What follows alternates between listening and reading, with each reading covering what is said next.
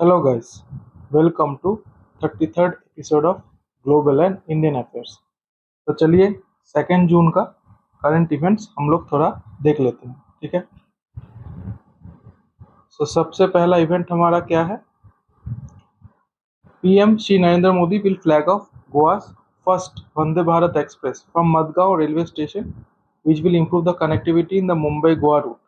The train will be the 19th Vande Bharat train to run in the country. इसके बारे में हम लोगों ने पहले भी डिस्कस किया है। मैंने बोला था, अगर आपने मेरा वीडियो देखा है, कि 19th जो वंदे भारत ट्रेन है वो कमीशन होने वाला है, ठीक है। कल के दिन ये कमीशन हो जाएगा, तो यानी 3 जून का इवेंट है। ये आज के न्यूज़ में आ गया है, तो इसीलिए मैंने यहाँ पर डाल दिया है। अभी हम लोगों ने रिसेंटली कौन कौन सा वंदे भारत एक्सप्रेस ट्रेन का रूट्स पढ़ा है, थोड़ा सा रिकलेक्ट कर लेते हैं। 16th था पुरी हावड़ा, ठीक है। 17th था दिल्ली देहरादून, ठीक है। तो दिल्ली दून भी बोला जा रहा है इसको, दिल्ली एंड देहरादून, ठीक है। 18th था गुवाहाटी एनजीपी, ठीक है।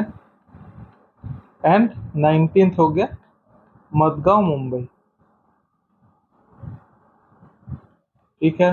इसको थोड़ा सा आप ध्यान में रखिएगा, वेरी इंपॉर्टेंट। चलते हैं हमारे next event. As a part of Indian navy's long range deployment, INS Trishul visited port Anjouan, Comoros from 31st May to 2 June, ठीक है। 31st May से 2 June में ये INS त्रिशूल जो है कोमोरोस को विजिट किया था, और पोर्ट कॉल किया कहाँ पे? अंजुआन में, ठीक है। The port call at Anjuan reflects India's commitment to bolstering bilateral ties and reinforcing maritime security cooperation with regional navies in India's neighborhood, ठीक है। As a part of bolstering bilateral ties, मतलब और भी strengthen करने के लिए bilateral ties with Comoros, ठीक है। ये पोर्ट कॉल हुआ है। क्वेश्चन कैसा आ सकता है कि which of the following Indian naval ships recently visited Comoros, ठीक है। INS त्रिशूल, और दूसरा आ सकता है some details on like some questions or facts on Comoros, ठीक है। कोमोरोस प्रेसिडेंट कौन है? अजाली असोमनी, ठीक है। ये है अजाली असोमनी। कैपिटल क्या है? मोरोनी। करेंसी क्या है? कोमोडियन फ्रैंक। ये है कोमोरोस का फ्लैग, ठीक है। ये थोड़ा सा आप ध्यान में रखिएगा। चलते हैं हमारे नेक्स्ट इवेंट पे। The Indian junior men's hockey team defeated Pakistan 2-1 to maintain its continental supremacy for the 4th time after 2004, 2008, 2015। 4 साल इन्होंने जीता है। 2004 में जीता था, 2008 में जीता, ठीक है, 2015 में जीता एंड 2023 में जीत गए, ठीक है। अच्छा, इवेंट का नाम क्या था या कप का नाम क्या था? Dhofar municipality men's junior Asia cup 2023 या फिर मेंस जूनियर एशिया कप 2023, ठीक है, जो हेल्ड हुआ था सलाला ओमान में। इसको थोड़ा सा ध्यान में रखिएगा। 2 तरीके का क्वेश्चन आ जाता है कि Dhofar municipality men's junior Asia cup 2023 या फिर मेंस जूनियर एशिया कप 2023 कौन सा कंट्री जीत लिया है या कौन सा हॉकी टीम जीत लिया है? Indian junior men's hockey team, ठीक है। एंड ये इवेंट कहाँ पे हुआ था? सलाला ओमान में, ठीक है। Some details on Oman. Oman के monarch and head of state है Haitham bin Tariq Al Said. ये है Haitham bin Tariq Al Said. Capital क्या है? मस्कट। करेंसी क्या है? ओमानी रियाल, ठीक है। ये है ओमान का फ्लैग। चलते हैं हमारे नेक्स्ट इवेंट पे। The JP Morgan raised its forecast for India's annual growth by 50 basis points to 5% for fiscal 2024। Fiscal 2024 के लिए JP Morgan ने कितना बोल दिया है? GDP growth 5.5%। इसको ध्यान में रखिएगा, ठीक है। comes after growth in India's GDP accelerated to 6.1% in the March quarter as per latest government data. So कुछ दिन पहले ही हम लोगों ने ये डिस्कस किया था, ठीक है, GDP at current prices and constant prices, ठीक है। सो इसको थोड़ा सा मेरे पिछले वीडियोस में देख सकते हैं, 2-3 दिन पहले का ही वीडियो में था, ठीक है। चलते हैं हमारे नेक्स्ट इवेंट पे। Interbrand, a renowned global brand consultancy, declared that tech giant TCS and India's most valuable company Reliance Industries have topped its list of the most valuable brands in India, ठीक है। सो Interbrand एक global brand consultancy है जिसने most valuable brands in India का list निकाला है, ठीक है। उसमें TCS टॉप कर गया है, फॉलोड बाय रिलायंस, ठीक है। According to the report, two brands owned by billionaire Mukesh Ambani, Reliance Industries and digital unit Jio, made it to the list of top 5 most valuable brands in India. So top 5 में Reliance Industries and Jio, Mukesh Ambani के दो company है, ठीक है। Tata consultancy services retain the top spot, तो ये तो हम लोगों ने बात कर ही ली है इस पे। IT company Infosys with a brand value of 5323 crores and HDFC with 50291 crores occupied the third and fourth positions. So Infosys और HDFC बैंक को थर्ड एंड फोर्थ पोजीशन मिला है, जियो हो गया fifth, Airtel life insurance, Mahindra, state bank and ICICI remaining 5, मतलब top 10 में जो six position से लेकर 10th पोजीशन में आते हैं वो है Airtel, LIC, Mahindra, state bank and ICICI, ठीक है। क्वेश्चन कैसा आ सकता है कि which of the following companies recently top the list of interbrand interbrand consultancies most valuable brands in India, ठीक है। तो आंसर इज TCS, ठीक है। चलते हैं नेक्स्ट इवेंट पे। Sanjay Verma took over as the managing director, additional charge of Mangalore Refinery and Petrochemicals Limited. So उतना important नहीं है, ध्यान में रख सकते हैं, बट फ्रॉम एग्जाम पर्सपेक्टिव उतना इम्पोर्टेंट नहीं है। अभी न्यूज़ में आया है, तो मे बी MRPL रिलेटेड कोई एग्जाम अगर आप दे रहे हैं तो उसमें ज़रूरत पड़ सकता है, ठीक है, इसीलिए मैंने डाल दिया है।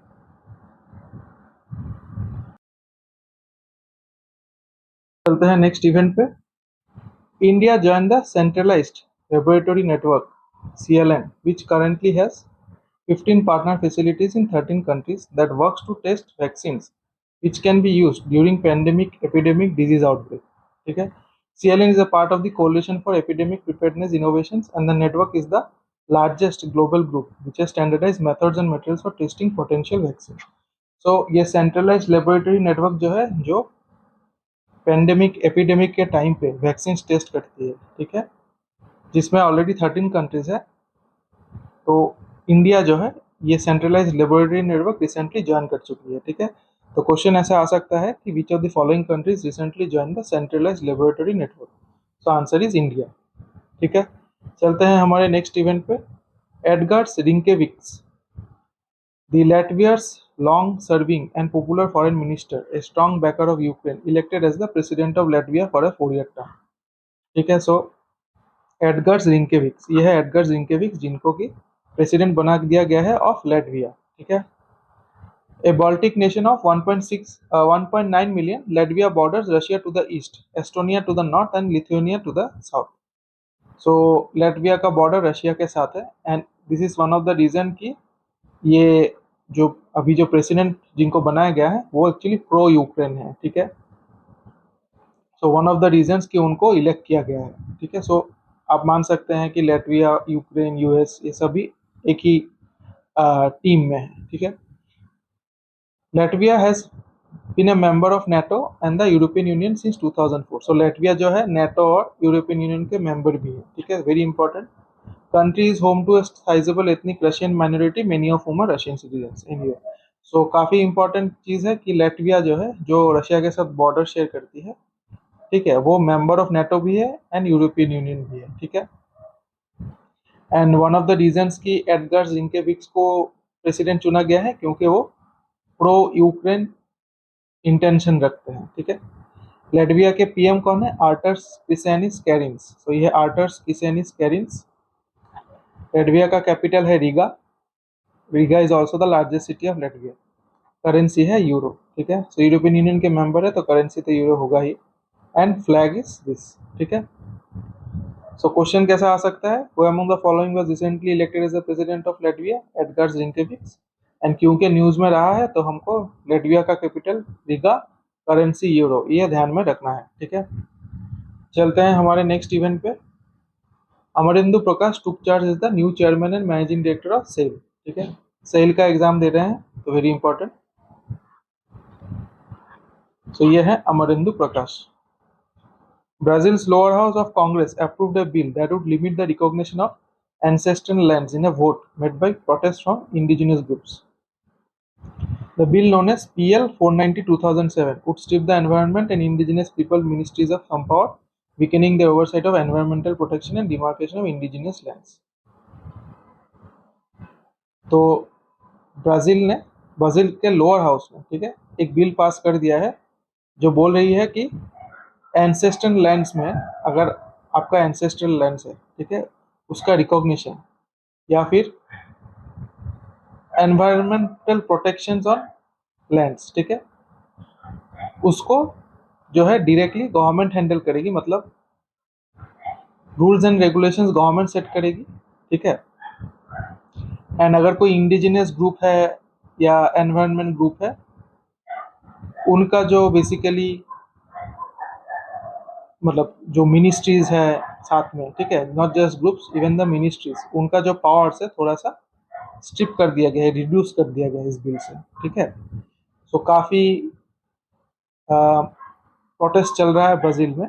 Proposed legislation still requires approval from the Senate and the President, Luis Inacio Lula da Silva. So Brazil के प्रेसिडेंट के बारे में हम लोगों ने डिस्कस किया था पहले। ठीक है, protest have broken out in Brazil in response to the approval of the new land bill. ठीक है, सो क्वेश्चन ऐसा आ सकता है कि the PL 490/2007 bill is associated with which of the following countries? So answer would be Brazil, but क्योंकि ये bill अभी तक पास हुआ नहीं है तो इसका जो भी डेवलपमेंट्स होगा फ्यूचर में हम लोग बात कर लेंगे उसके ऊपर। ठीक है, आप फिलहाल इसको थोड़ा सा ध्यान में रखिएगा। चलते हैं हमारे नेक्स्ट इवेंट पे। Maharashtra CM Eknath Shinde announce that the state renamed Ahmednagar district after Maratha empire queen Ahilyabai Holkar. Now Ahmednagar will be called Ahilya Nagar. तो इसको थोड़ा सा ध्यान में रखिएगा। अहमदनगर डिस्ट्रिक्ट जो है उसको अहिल्या नगर बोला जाएगा। ठीक है, earlier Osmanabad was renamed to Dharashiv while Aurangabad was renamed to Sambhaji Nagar. So अगर आपको ये पता नहीं था तो यहाँ पे मैंने डाल दिया इसके लिए। ओसामाबाद को ओस्मानाबाद को धाराशिव एंड औरंगाबाद को संभाजी नगर। ठीक है, मलवा queen Ahilyabai Holkar was born to a Maratha family in Chandi village of the district in 1725 and was later crowned the queen of the Malwa kingdom. Okay, so ये अहिल्याबाई होलकर जो थी वो क्वीन ऑफ मालवा किंगडम थी। ठीक है, सो क्वेश्चन ऐसा आ सकता है, एक तो है कि the Ahmednagar district in Maharashtra was renamed to which of the following? Ahilyanagar, Osmanabad was renamed to Dharashiv and Aurangabad was renamed to Sambhajinagar. इसको रिलेटेड कोई क्वेश्चन भी आ सकता है क्योंकि ये पहले हुआ है। ठीक है, एंड और एक क्वेश्चन जो आ सकता है कि अहिल्याबाई होलकर कौन थी? ठीक है, या फिर she was the queen of which of the following regions of Maharashtra, Malwa kingdom. ठीक है, इसको थोड़ा सा ध्यान में रखिएगा। चलते हैं हमारे नेक्स्ट इवेंट पे।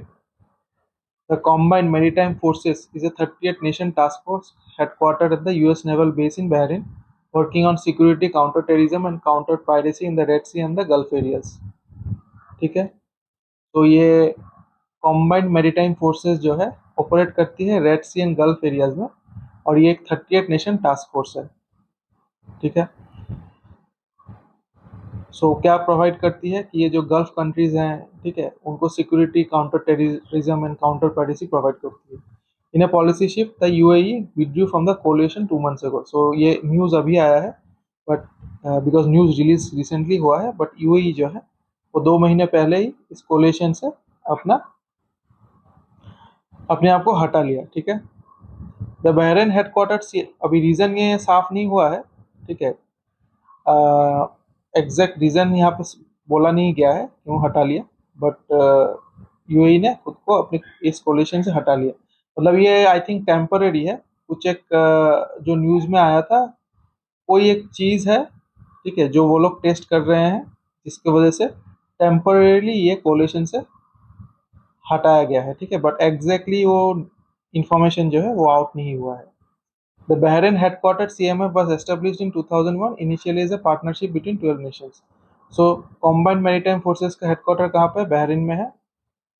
ये बाकी जो ये 38 मेंबर्स है, इसका लिस्ट मैंने यहाँ पे डाल दिया है, ठीक है। सो आपको क्या क्या याद रखना है यहाँ से, कॉम्बाइंड मैरीटाइम फोर्सेस में कितने मेंबर्स है, 38 नेशन मेंबर्स है। हेडक्वार्टर कहाँ पे है, बहरीन, ठीक है। Associated to US naval, associated to US navy. And recently कौन सा कंट्री ने कोलेशन से विड्रॉ कर लिया है, ठीक है, यूएई। तो इसको थोड़ा सा आप ध्यान में रख सकते हैं। चलते हैं हमारे नेक्स्ट इवेंट पे। 2023 multilateral naval exercise Komodo will be conducted from 4 to 8 June in Makassar, Indonesia, and it has invited 47 nations, including North Korea, Russia, South Korea, US, and China. It will be the fourth such deal since the first held in 2014. ठीक है। सो multilateral naval exercise Komodo कहाँ पे होगा, Indonesia में। कितने Nations participate करेंगे, 47 nations, ठीक है। एंड फर्स्ट टाइम कब हेल्ड हुआ था, 2014 को। The deals come as China and US ramp up military diplomacy in the region, staging more frequent war games with allies and partners around Taiwan, the busy waterway of the South China Sea. Earlier, the Chinese military announced its plan to conduct a joint drill exercise Amana Yoi 2023 with some countries of the Asian regional grouping, including Cambodia, Laos, Malaysia, Thailand, and Vietnam.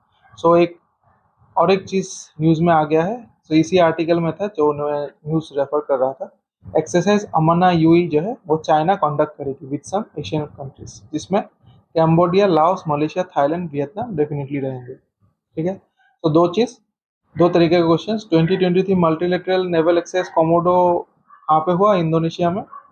और exercise अमना Yui 2023 कौन सा country organise करने वाला है, China करने वाला, ठीक है, चाइनीज मिलिट्री। चलते हैं हमारे नेक्स्ट इवेंट पे। The International Labour Organization release its 11th edition of the World of work report. So report का डिटेल्स मैं डेफिनेटली डिस्क्रिप्शन लिंक पे डाल दूंगा, आप पढ़ लीजिएगा। वैसे मैंने थोड़ा सा समरी यहाँ पे दिया है, उससे ग्रो थ्रू तो हम करेंगे यहाँ पे। Providing insights into the projected global unemployment rates and the need for social protection. So ये जो रिपोर्ट है 11th edition of world of work report, इसमें basically global unemployment rate and protection, social protection के बारे में बताया गया है, ठीक है। According to the ILO, the projected global unemployment rate for 2023 is expected to fall below pre-pandemic levels, reaching 5.3%. So unemployment rate जो है वो घटने वाला है, ठीक है, reaching 5.3%. Latin America, Caribbean, Northern, Southern, Western Europe, and Central and Western Asia have demonstrated resilience in the labor markets, with unemployment rates ranging from 6.3% to 6.7%, showing a positive recovery. So काफी good news है, unemployment rate जो है वो घट रहा है, ठीक है, ओवरऑल अगर हम लोग वर्ल्ड वाइड देखें। Low income countries face significant obstacles in closing the job gap. The report reveals the job gaps rate for these countries stand at a staggering 21.5%. Furthermore, this rate has increased from 19.1% in 2005 to 21.5% in 2023, highlighting the persistent employment challenges they encounter. So, low income countries जो भी हैं उनमें जो unemployment rate है उसका situation improve नहीं हुआ है, ठीक है, काफ़ी खराब हो गया है। 19.1% इन 2005 से 21.5% 2023, ठीक है। सो काफ़ी चैलेंजिंग हो गया है लो इनकम ग्रुप में, लो इनकम कंट्रीज में, ठीक है। The report emphasizes the importance of social protection policies in reducing disparities and fostering economic growth. Introducing universal basic old age pensions in developing countries, for example, would lead to a 14.8% increase in GDP per capita within a decade and a significant reduction in extreme poverty by 6 percentage points. The report also advocates for global financial support for job creation and social protection. So basically यही बोला जा रहा है कि जो countries में situation grim है वहाँ पे सोशल प्रोटेक्शन पॉलिसीज लागू करना, ठीक है, सो दैट ये इनकम डिस्पेरिटी जो है वो घटे, ठीक है। सो हमारे लिए यहाँ पे क्या इंपॉर्टेंट है कि 11th edition of the World of work report कौन सा ऑर्गेनाइजेशन ने रिलीज किया है? इंटरनेशनल लेबर ऑर्गेनाइजेशन, ठीक है।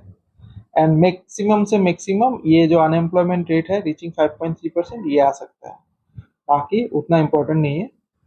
बाकी जो फैक्ट्स हमको ध्यान में रखना होगा अबाउट आईएलओ, ठीक है, वो है आईएलओ के डायरेक्टर जनरल कौन है? Gilbert Houngbo. सो ये है गिलबर्ट होंगबो। आईएलओ का हेडक्वार्टर कहाँ पे है? जेनीवा स्विट्जरलैंड में। आईएलओ के मेंबर्स कितने? 187, जिसमें से यूएन से 186 मेंबर्स है एंड कुक आइलैंड्स, ठीक है। तो क्वेश्चन ऐसे आ सकता है, विच of the following is a member of,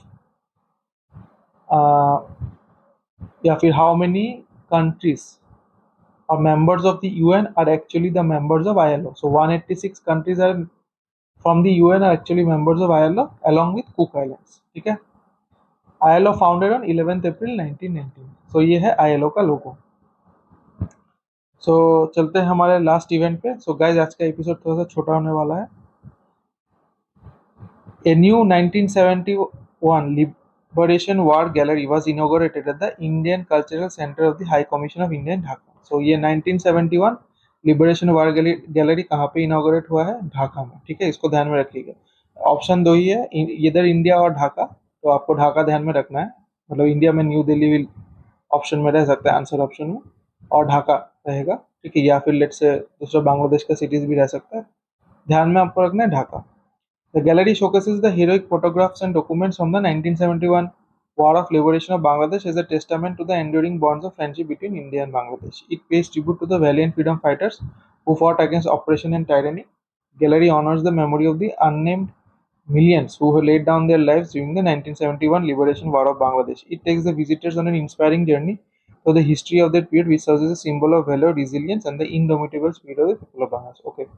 हमारे लिए क्या इंपॉर्टेंट है? एक ही चीज, 1971 लिबरेशन वॉर गैलरी कहाँ पे इनॉग्रेट किया गया है या कहाँ पे एस्टेब्लिश किया गया है? ढाका में, ठीक है। तो चलिए गैस कुछ आज के क्वेश्चंस ट्राई कर लेते हैं। सो 2 जून का क्या क्या क्वेश्चंस है? फर्स्ट क्वेश्चन है, 11th edition of the World of work report was recently released by which of the following organizations? ILO. International Labour Organization headquarter is located in which of the following cities? Geneva. 2023 Multilateral Naval Exercise Komodo is being held in which of the following countries? Indonesia. Joint Drill Exercise Amana UE will be organized by which of the following nations? China.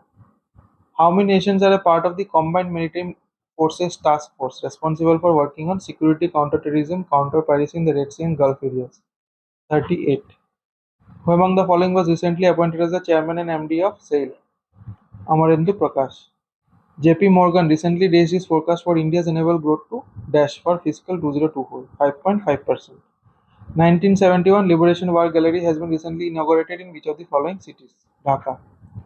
Dhofar Municipality Men's Junior Asia Cup 2023 was held at which of the following cities? Salalah, Oman. Dhofar Municipality Men's Junior Asia Cup was won by which of the following hockey playing nations? India. 19th Vande Bharat train will be inaugurated in which of the following routes? Madgaon, Mumbai. Which of the following Indian naval ships recently made a port call at Comoros? Trishul. Which of the following is the capital of Comoros? Moroni. Which of the following organizations recently topped the list of most valuable brands in India by Interbrand, a renowned global brand consultancy? TCS ने top किया था, रिलायंस आया था second में, ठीक है। Which of the following countries recently became a member of Centralized Laboratory Network? India. Which of the following is the capital of Latvia? Riga. बाकी जो सिटी नेम्स है वो लैटविया में ही है, ठीक है। The bill known as PL 490 2007 is associated with which of the following countries? Brazil. How many members are there in ILO? 187. Ahmednagar district of Maharashtra has been renamed to which of the following? Ahilyanagar. Which of the following is the capital of Oman? Muscat. तो guys आज के लिए इतना ही, काफ़ी short episode हुआ है आज। आशा करता हूँ आपको मेरा वीडियो अच्छा लगा होगा। अगर अच्छा लगा है तो काइंडली लाइक कीजिएगा, चैनल को ज़रूर सब्सक्राइब कीजिएगा ताकि मैं आपके लिए रेगुलर अपडेट्स ला पाऊँ। क्योंकि आप सब्सक्राइब करेंगे, लाइक करेंगे, तभी मुझे मोटिवेशन मिलेगा इसको बनाते रहने में।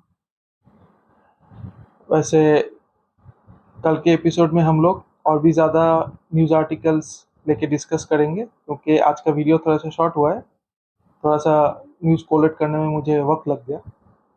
ठीक है, बट कल के दिन डेफिनेटली जो भी मैं न्यूज़ मिस कर गया हूँ इस वीक, वो मैं कवर कर दूंगा। ठीक है, तो चलिए आज के लिए इतना ही। Good night and thank you.